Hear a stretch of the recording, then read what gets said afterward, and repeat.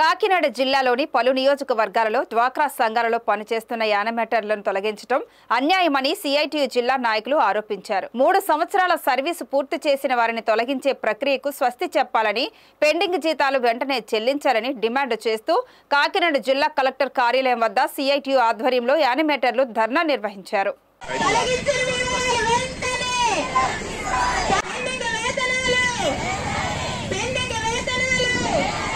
ఈ సందర్భంగా సిఐటియు నాయకులు సిహెచ్ రాజ్ కుమార్, గంగా భవాని మాట్లాడుతూ గత వైసీపీ ప్రభుత్వంలో తాము ఆందోళన చేస్తే తమకు మద్దతు పలికిన కూటమి నాయకులు నేడు అధికారంలోకి వచ్చాక అదే పనులు చేస్తున్నారని విమర్శించారు.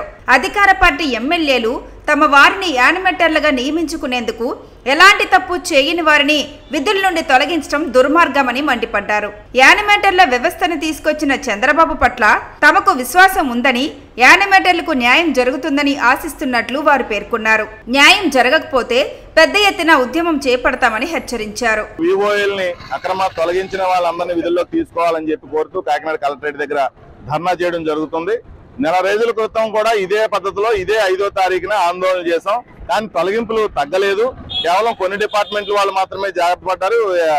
ఈ డిఆర్డిఏ గానీ, సెర్ప్ సంబంధించిన అధికారులు గానీ, ఈ వివోఏలు ఎన్నాళ్ల పాటు ప్రభుత్వానికి సర్వీస్ ఇచ్చి ఇన్నాళ్ళు ప్రజలకు సేవలు చేసినటువంటి వాళ్ళని కాపాడుకునేటువంటి ప్రయత్నం కూడా సెర్ప్ నుంచి కానీ, డిఆర్డిఏ నుంచి కానీ ఉండటం లేదు. కాబట్టి ఈ రోజు రోడ్డెక్కి ఆందోళన చేయాల్సినటువంటి పరిస్థితి వచ్చింది. మా కార్యకర్తలు ఇప్పటి వరకు మీరు పని చేసుకున్నారు కాబట్టి ఇప్పుడు వచ్చి మా కార్యకర్తలు, మా చెల్లెళ్ళు, మా అక్కలు వచ్చి పని చేసుకుంటారని చెప్పి నేరుగా కూటమి నాయకులు వీళ్ళకి చెప్పి రేపొద్దు నుంచి మీరు రావద్దని చెప్తున్నారు. అధికారులు మరి కూటమి నాయకులా లేదా సెర్ప్ అధికారులు అర్థం కావని పరిస్థితిలో ఉన్నారు. ఏ పద్ధతి పాటించలేదు, ఎటువంటి అవినీతి ఆరోపణలు లేవు. వీళ్ళ మీద జగన్మోహన్ రెడ్డి అధికారంలోకి వచ్చిన కొత్తలో కూడా ఎలాంటి పరిస్థితి తీసుకొచ్చారు. ప్రజలు ఎన్నుకున్నారు మిమ్మల్ని, అలాంటి పరిస్థితి ఉండకూడదని. మళ్ళీ తిరగేసి జగన్మోహన్ రెడ్డి ఏదైతే చెప్పులు విడిచారో అదే చెప్పుల్లో మీరు కాళ్ళు పెట్టి వాళ్ళు ఏ పని చేశారో అదే పని వివోఎల్ మీద చేస్తున్నారు. ఈ తొలగింపులు ఆపకపోయినా, తొలగించిన వాళ్ళని విధుల్లోకి తీసుకోకపోయినా ప్రజా ఉద్యమంగా తీసుకెళ్లేటువంటి ప్రయత్నం చేస్తాం.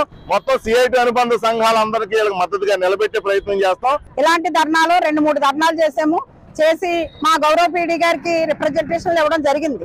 మరి ఆవిడ సెర్ప్ వరకు ఆ రిప్రజెంటేషన్ పంపిస్తున్నారో లేదో తెలియదు. ప్రభుత్వానికి కూడా ఈ యొక్క విన్నపాన్ని తెలియజేస్తున్నారో కూడా మాకు తెలియకుండా పోయింది.